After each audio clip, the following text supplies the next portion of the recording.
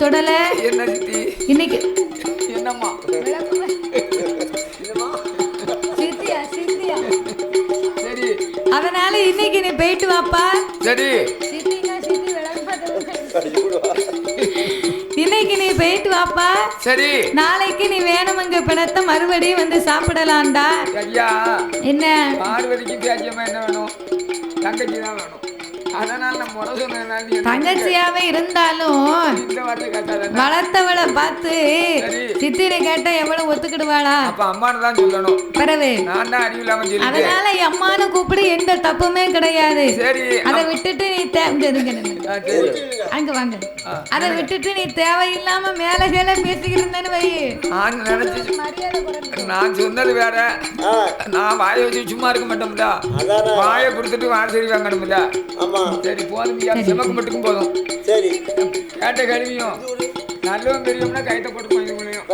நானே மானம் கட்டவேன். சரி அதனால என் தாயாகப்பட்ட பேச்சியம்மா, சரி இன்னைக்கு நீ சென்று வா மகனே, நாளைக்கு நீ மறுபடியும் திரும்பி வரலாம் வரலாம் அப்படி என்று சொல்லி என்னையா பேச்சியம்மாளாகப்பட்டவா என்ன செய்கிறாய்? நீ கைலாசத்திற்கு திரும்பி போகவில்லையே, ஆனால் அது உங்க அம்மா பார்வதி, உங்க அம்மா பார்வதி உனக்கு மாங்கானல் அடுப்பு கூடி மாதுளம்பூ சோறாகி மகன மந்தை எல்லாம் தேடிடுவாள். தேங்காய் அடுப்பு கூடி தென்னம்பூ சோறாகி தெருவெல்லாம் தேடிடுவாள். கைலாசம் போ மகனே, போ மகனே, கண்மணியே சுடலா.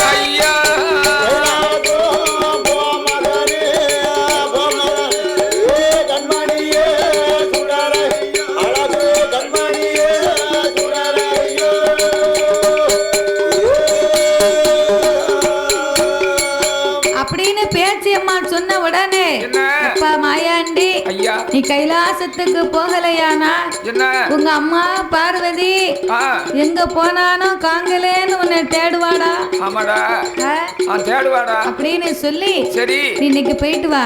ஆ நாளைக்கு இந்த நேரத்துக்குள்ள போனா தான் மறுபடியும் உன்னை அனுப்பி வைப்பாங்க ஆமா அப்படின்னு உடனே சரி மாயாண்டி மீதமுள்ள பிணத்தை ஐயா ஒரு புட்டனமா கட்டி கொண்டு கட்டிக்கொண்டு நேர கைலாச மலைக்கு வந்தார். வந்தார். பிற பொட்டணத்தை தலைக்கு வச்சு பிள்ளையா வடிவம் கொண்டு மாயாண்டி படுத்திருக்கிறார். பச்சை பிள்ளை மாதிரி படுத்திருக்காரு. பேச்சியம்மா பார்த்தா என்ன செய்தா? மகனை அனுப்பி வைக்க கைலாசத்திலே கடவுள் மகனாகப்பட்ட மாயாண்டி, மாயாண்டி நம்ம மையானம் போயிருக்கோம், ஆண்ட பிறந்திருக்கோம். ஆமா நாம செய்த மகிமையை நம்ம அம்மா பார்வதி ஆண்டவை சிவபெருமான் அறிய வேண்டும். அறிய வேண்டும். அவங்க அறிய வேண்டும், தெரிய வேண்டுமானா நம்ம என்ன செய்ய வேண்டும்? என்ன செய்யணும்? கொஞ்ச நேரம் எதிர்பார்த்து காத்திருந்தார். ஆமா எதிர்பார்த்து காத்திருக்க இப்போ வருவா பிற வருவான்னு பார்த்தாரு. பார்த்தாரு.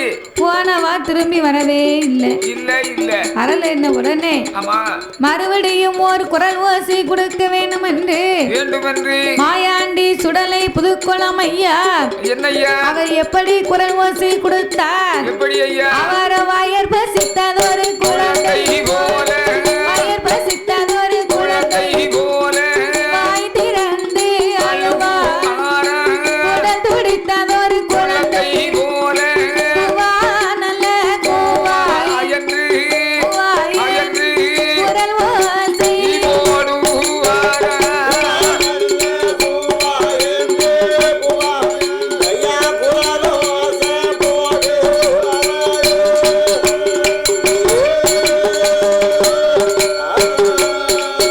அப்படி குரல் ஓசை போடும் போது கோலக்காரமாயா வயல் வசித்த பிள்ளை போலவே வாய் திறந்தால்தான் போடுங்க.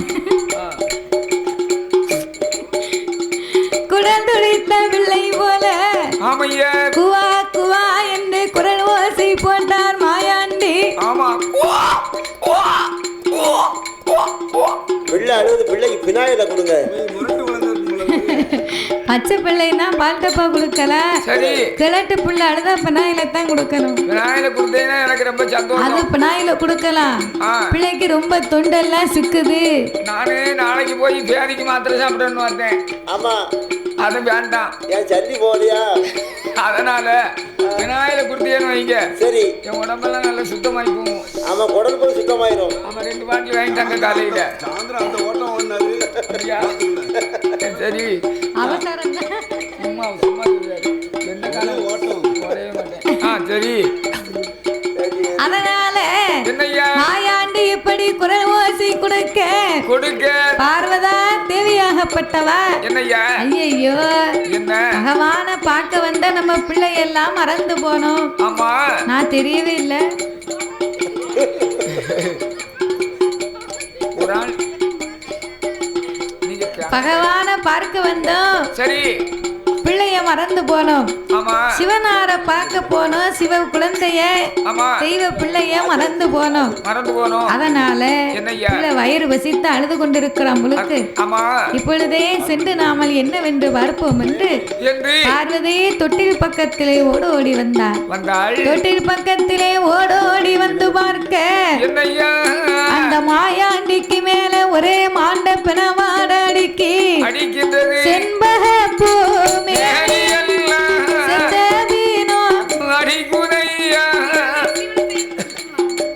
செல்ஃபி எடுத்தில்ல அதுக்கு ரூபா அது செண்பக பூ மேனியல் செத்த வீணோ அடிக்குதையா இருவாச்சி மேனியல் ஏந்த வினமோ அடிக்குதையா மல்லிக பூ மேனியல்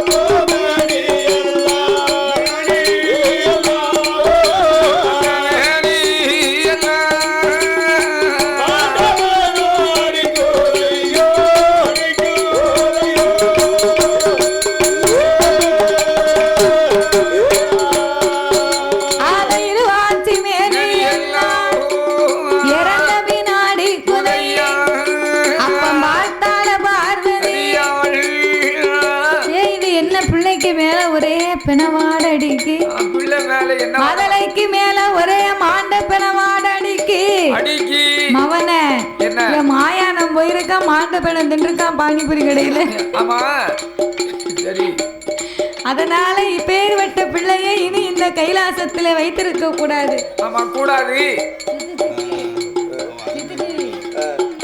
வரும்போது அப்படி தர்பூசணி பழம் ஒன்று வாங்கிட்டு வாங்க 20 ரூபாய்க்கு. ஆமா அண்ணாச்சி சித்தண்ணாச்சி வரும்போது தர்பூசணி ஒரு கிளாஸ் வாங்கிட்டு வாங்க. அப்படியா? ஆமா வாங்கிட்டு வந்தா நல்லா தும்பியது. ஆமா சரி. அதனால இவன் மாயானம் போயிருக்கான். மாண்ட பிணம் தின்னு இருக்கான். தர்பூசணி வேணா துட்டு கொடுத்து திங்கணும். சுடுகாடு போயிருக்கா. இவன் சுட்ட பிணம் தின்னு இருக்கா. இனி இந்த பிள்ளைய நம்ம கைலாசத்துல வைத்திருந்தோம். இன்னைக்கு பிணம் இருந்தது சாப்பிட்டா. நாளைக்கு பிள்ளை பிணம் இல்லைன்னு சொன்னா நம்மளையே அடிச்சு தின்னாலும் தின்றுவானே. அதனால இனி இந்த பிள்ளைய நம்ம கைலாசத்துல வைத்திருக்க கூடாது. என்ன செய்ய வேண்டும்? ஆண்டவன் சிவனாரிடத்துல சொல்லி இவனை பூலோகத்துக்கு எப்படி அனுப்பணுமோ அப்படி அனுப்ப சொல்லணும். நல்ல பிள்ளையா இருந்தா 10 ரூபாய கொடுத்து என் பக்கத்துல இருப்பான்னு வைக்கலாம். சேட்டை பண்ணத பிள்ளையா இருந்தா இவனை என்ன செய்ய?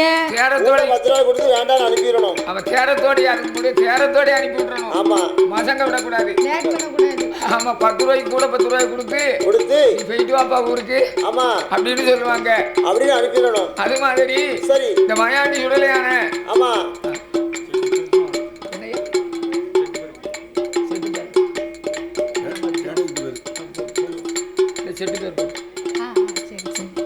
இந்த சிறப்பான வேளையில்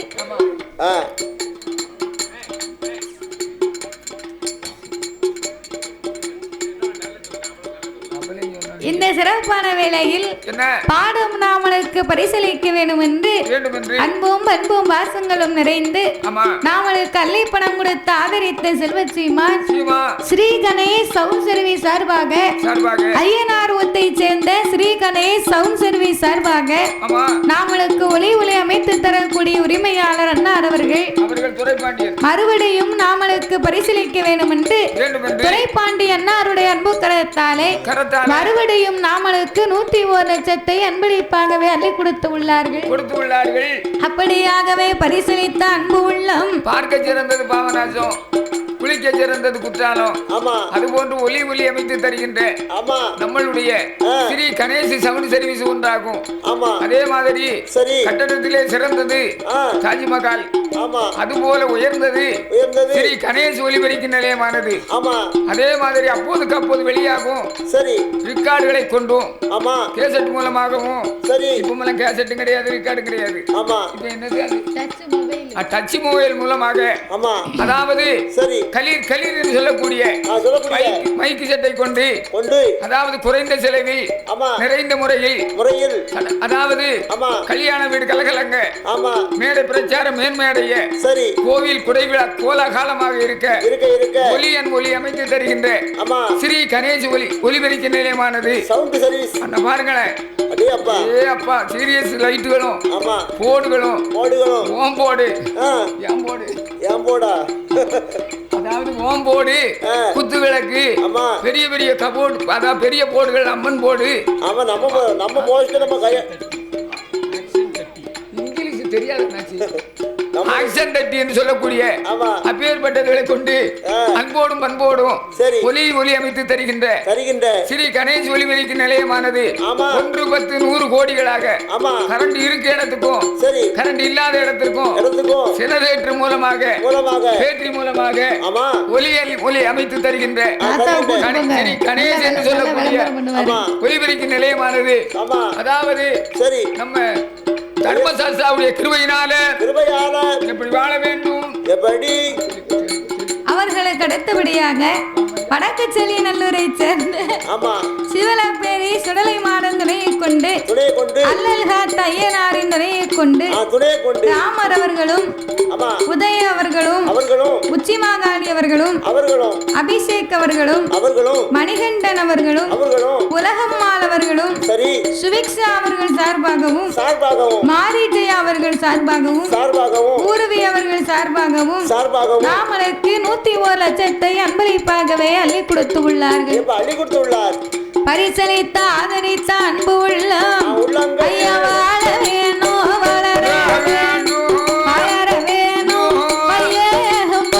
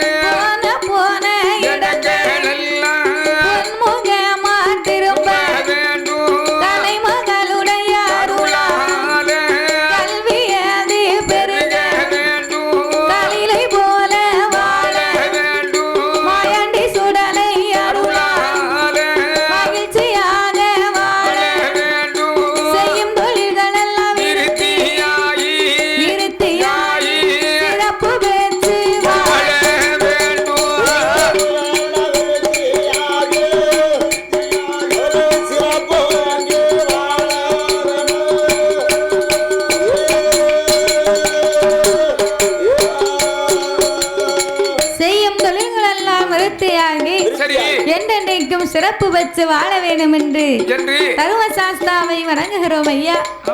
அப்படியாக இருக்க ஆண்டி மாயாண்டி சுடலை இப்பேற்பட்ட பிள்ளை இனி நாமளுக்கு வேண்டாம், இவனை பூராக அனுப்பணும், போக வரத்தை கொடுக்க வேண்டும் என்று பார்வதி பகவான் பக்கத்துல வந்தா. ஆண்டவா, உங்ககிட்ட நான் பிள்ளை வரம் தானே கேட்டேன், இந்த பிள்ளை வெறும் பிணந்தின்னியா இருக்கான், மதலை வரமா கேட்ட இவன் மாமிசம் தின்னியா இருக்கான், குழந்தை வரம் கேட்ட இவன் பொடி பிடுங்கியா இருக்கிறான் அல்லவா. இப்பேற்பட்ட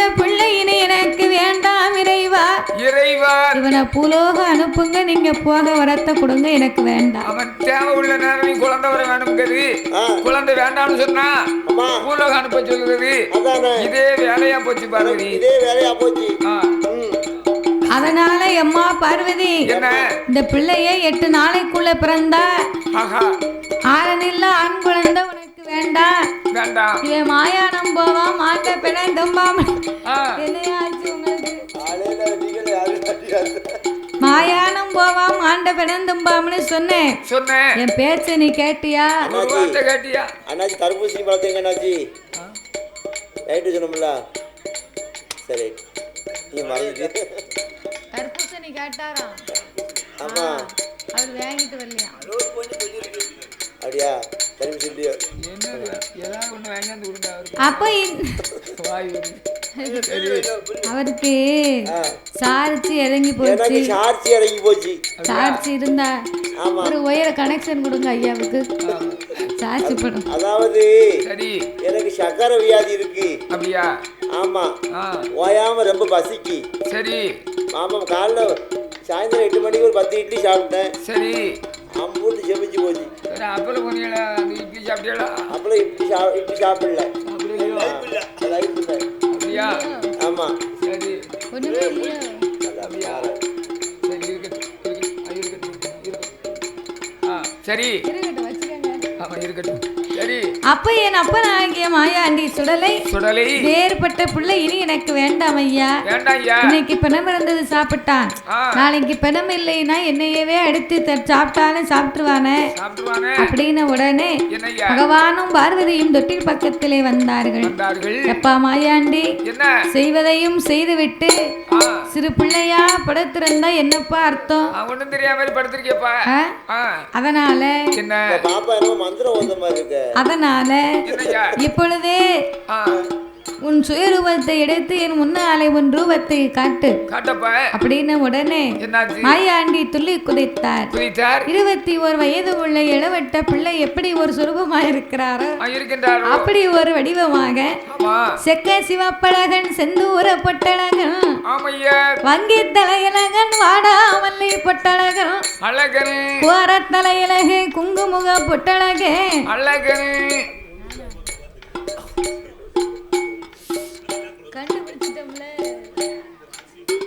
அழகனு சுடலை அழகனு.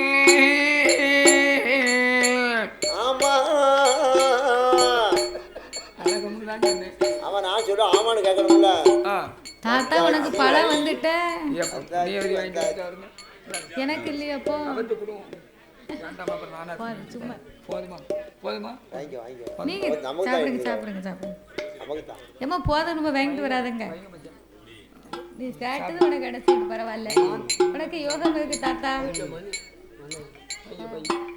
அப்போ சரி இந்த மாயாண்டி சுடலையாகப்பட்டவர் தன் சுரூபத்தை எடுத்து முன்னாலே நிக்க பார்வதி கிடுகிடு கிடுகிடுன்னு நடங்குதான். ஆமா, வாடிய பயிருக்கு மரணனின் கருணை அவசியம் போல அவர் நாக்கு வந்திருக்குன்னு சொன்னாரு. ஆமா, அதற்காக சரி தர்பூசணியா தர்பூசணி அதான வேற மாற்றியா? ஆமா, தர்பூசணியை வாங்கி கொண்டு வந்து தாய் குலத்தின் பிறந்த தங்கம் அதே வாயில ஒரு துண்டு எடுத்து போட்டேன். சக்கரையா தண்ணியா கரைஞ்சு போச்சு. மாதர்குல மாணிக்கம். ஆமா, பூவையர் என்று சொல்லக்கூடிய அப்படியே காய்குலத்துக்கு பிறந்த தங்கமாகிய அவர்கள் அருமை தங்கச்சி வந்து உங்களுக்கு தர்பூசணி துட்டுன்னு பார்க்காம காசுன்னு பார்க்காம கேட்டுட்டேன்னு சொல்லி ஏங்கி கொடுத்தார்கள். ஏங்கி கொடுத்ததுனால வாழ்க என்று வரமளித்தார் ஆதி சிவருமான்.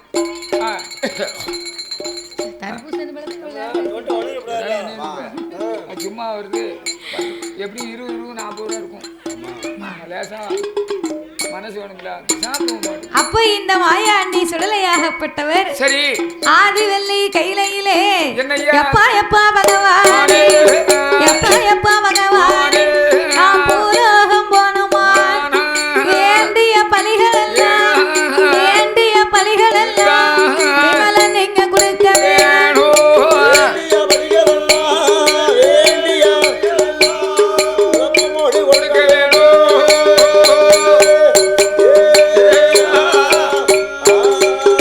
எப்பா கைலாச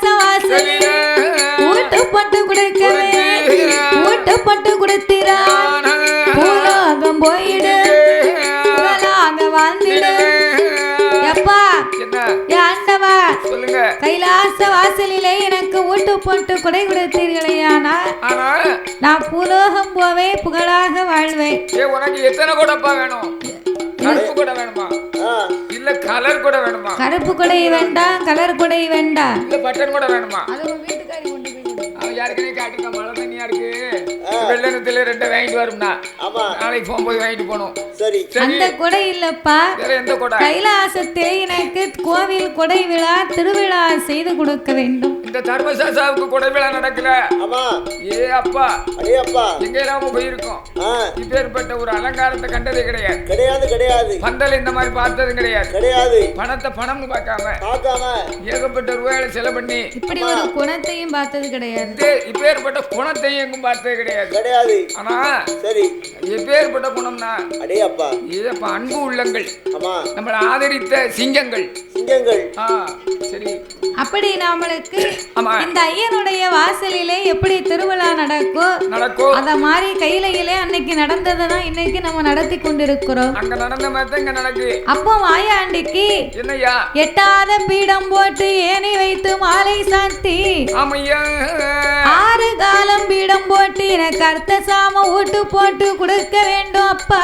7 கூட மண்ணு வெட்டி 7 கூட மண்ணு வெட்டி எட்டாத பீடம் போட்டு ஏணி வைத்து மாலை சாத்தி 6 காலம் பீடம் போட்டு அர்த்த சாம ஊட்டு போட்டு ஆண்டவனை கொடுக்க வேணும். வியாழக்கிழமையில் குடியழைப்பு நடத்த வேணும். வெள்ளிக்கிழமையில் மத்தியான மதியம் போல 7 பரனும் போட்டு 7 பலி கொடுக்க வேணும். கரியனை வரவழைத்து கரியானை வரவழைத்து கைவெட்டு கொடுக்க வேணும். 21 சொட்டு ரத்தம் 21 எனக்கு இளையனமா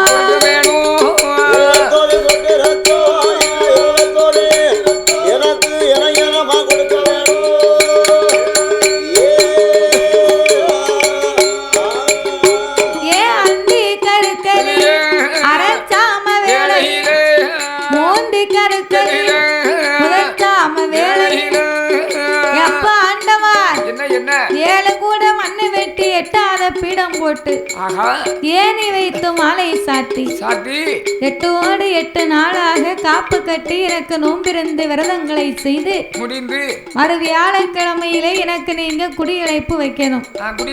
அதுல என் தாய் மாமே கோபால கண்ணனை புலவராக வந்து வில் படிக்கணும். வெள்ளிக்கிழமையிலே மத்தியான மதியம் போல மதிய உச்சி வேளையிலே எனக்கு கோமரமா ஆண்டவே நீங்களும் எங்க அம்மா என்ன வளர்த்தாலே பேச்சு பேச்சுக்கு கோமரமா பேச்சி அம்மாளுக்கு கோமரமா எங்க பெத்தாலே எங்க அம்மா பார்வதி கோமரமா ஆடி வரணும். என்ன ஆட சொல்லுதான் ஆடிக்கிடுதேன், கோமரம் கட்டி ஆடுதேன். சரி, அம்மாளை ஏன்டா ஆட சொல்லுத? கோமரம் கட்டி ஆட போறீரா? நான் கோமரம் கட்டி தான் ஆட முடியும். நீ வேட்டி கட்டி இருந்தாலே நம்ம பார்க்க முடியாது. கோமரம் கட்டி வரையா? கோமரம் கட்டி ஆடின பிறகு யாரு வந்து கொடை பார்க்க வருவாங்க? சரி, நான் எப்படி ஆடிட்டு போறப்பா? உங்க அம்மாளை எதுக்கு பாட சொல்லுத? நீ கோமரம் கட்டி ஆட வேண்டாம். சரி, கோமரமா ஆடி வா. கோமரம் ஆடணுமோ? காதே கேட்க மாட்டேங்குது. அது கேக்கு கோமரமா ஆடுவேன். அதே மாதிரி பார்வதி எதுக்கு பாட சொல்லுற? பார்வதி வந்து ஆட சொன்னா உடம்புக்கு சரியில்லைன்னு வருத்தப்படாத. நான் பயிர் எடுக்கும் போது அவ நோயெல்லாம் பறந்து போயிரும். நீ பயிர் எடுப்பியோ? எடுத்தேன்னா எல்லாம் அவள் உடம்பெல்லாம் நல்லா சௌரியமாயிரும். சரி, அதனால நீங்க 2 பேரும் ஆடி வரும்போது என்ன கனியானை பிறவி செய்து எனக்கு 21 சொட்டு ரத்தமும் பலமுமா கைவிட்டு கொடுக்கணும். கொடுக்க வேண்டும். அதோடு மட்டுமல்லாம அப்பா ஆண்டவா என்ன மகனே எனக்கு 7 பரணம் போட்டு 7 பலி கொடுக்கணும். அந்தி கருக்களிலே அரசாம வேளையிலே மூந்தி கருக்களிலே எனக்கு முதல் சாம வேளையிலே என்னை அலங்காரம் செய்து எனக்கு ஆசார படப்பு சைவ படப்பு பல வகையா போடணும். அது மட்டும் இல்லாம இரவு நேரத்துல சாமம் நடுச்சாமம் நள்ளிரவு 11:30 மணிக்குள்ள நான் காட்டுக்கு வேட்டைக்கு போவேன். அதுக்கு முன்னால எப்பா ஒரு கோட்டரிசி ஒரு கோட்டரிசி ஒரு படப்பா போட வேணும். கண்ணி கோழி கறி சமை கருப்பரிசி சாதம் பொட்ட கோழி கறி சமை பொடி அரிசி சாதம் சாதம் முட்டை கோழி கறி சமைத்து முட்டை கோழி புளியரிசி சாதம்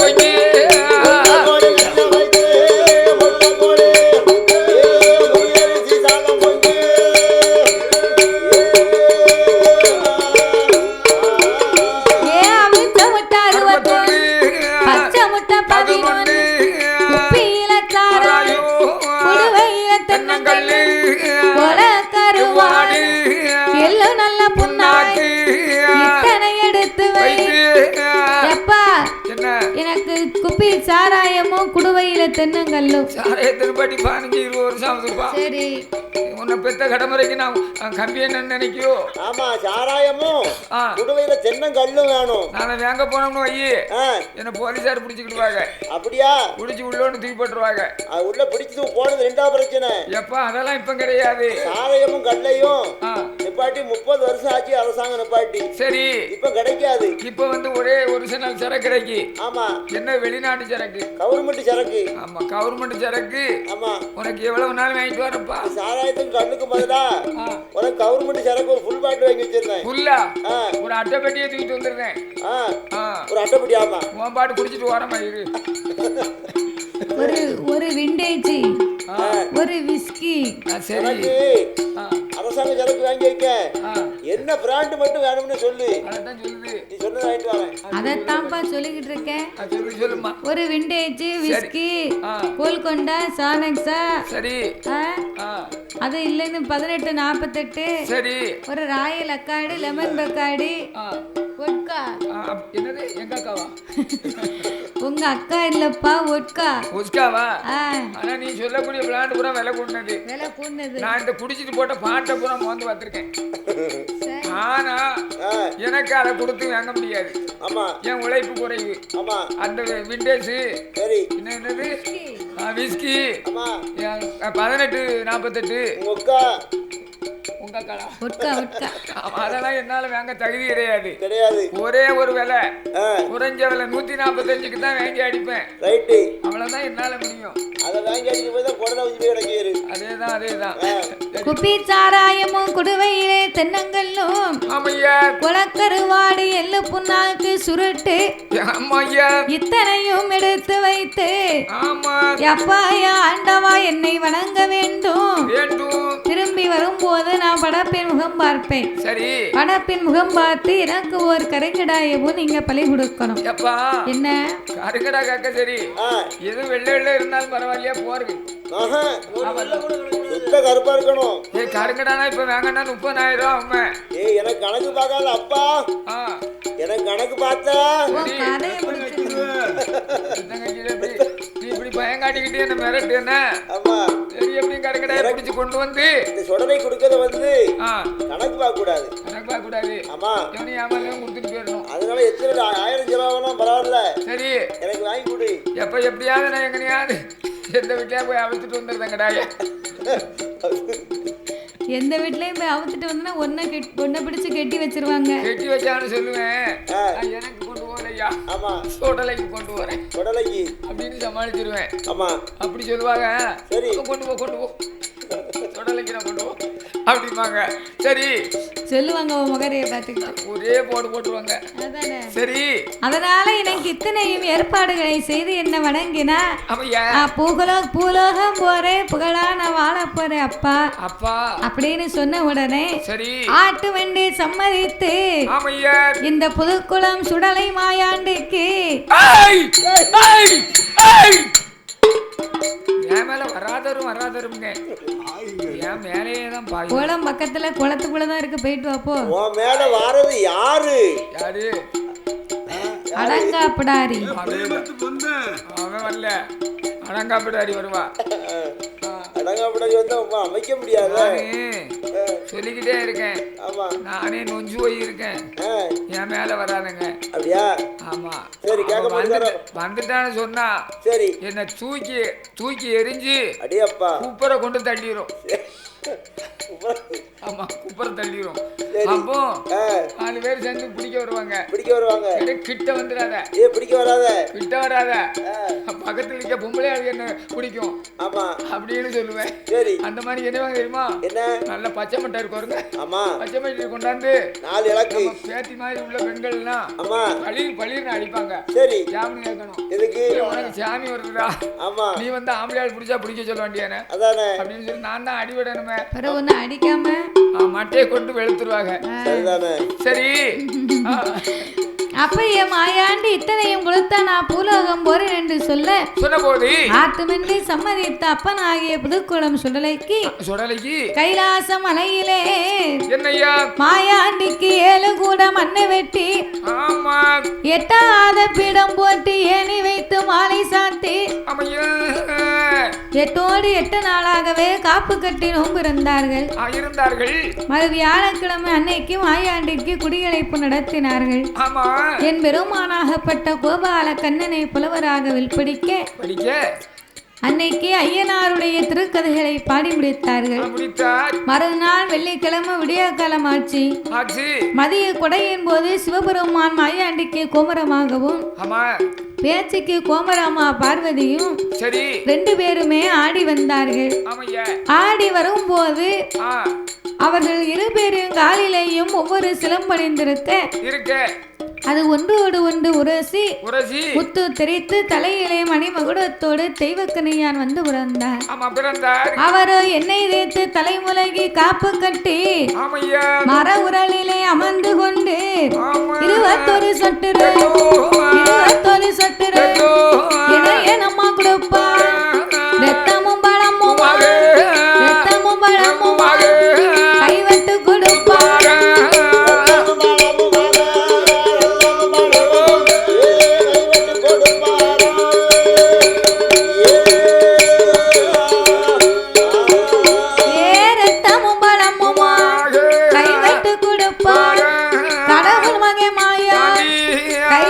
கொடுக்கும் போது 7 பரனும் போட்டு 7 வலி கொடுப்பார்.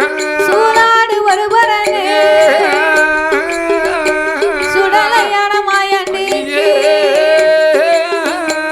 சூல பண்ணி ஒரு பரனே பாலாடு ஒரு பரனே பால பண்ணி ஒரு பரனே செங்கிடா ஒரு பரனே சேவக்கொலி மறுபரனே 7வது பரணதி 7வது பரணதி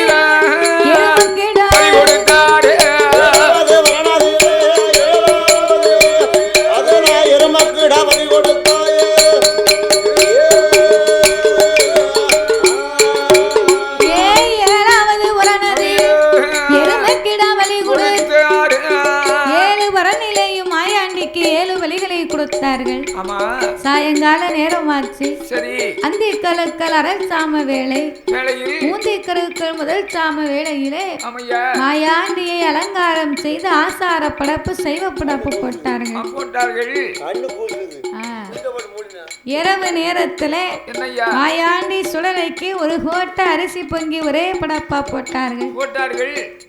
ஒட்டக்கோழி கறி சமைத்து பொரியரிசி சாதம் பொங்கி கன்னி கோழி கறி சமைத்து கருப்பரிசி சாதம் பொங்கி அவிச்ச முட்டை 61 பச்சை முட்டை 11 குப்பி சாராயமும் குடுவையிலே தென்னங்கல்லும் குலக்கருவாடு எள்ளு புண்ணாக்கு சுருட்டு எள்ளு புண்ணாக்குன்னா நான் சொன்னேன். இத்தனையும் எடுத்து வைத்து ஈசன் மகனாகப்பட்ட மாயாண்டிக்கு இத்தனையும் எடுத்து வைத்து ஈசன் மகனாகப்பட்ட மாயாண்டிக்கு படப்புகளை போட்டார்கள். மாயானம் சென்று மாயாண்டி திரும்பி வந்தார். படப்பின் முகம் பார்த்தார். கரிங்கிடாய்களை பலி கொடுக்க வாங்கிய பலிகளை எல்லாம் அருந்து விட்டு மாயாண்டி சிவபெருமான் இடத்திலே வந்து ஏ அப்பா அப்பா பகவான்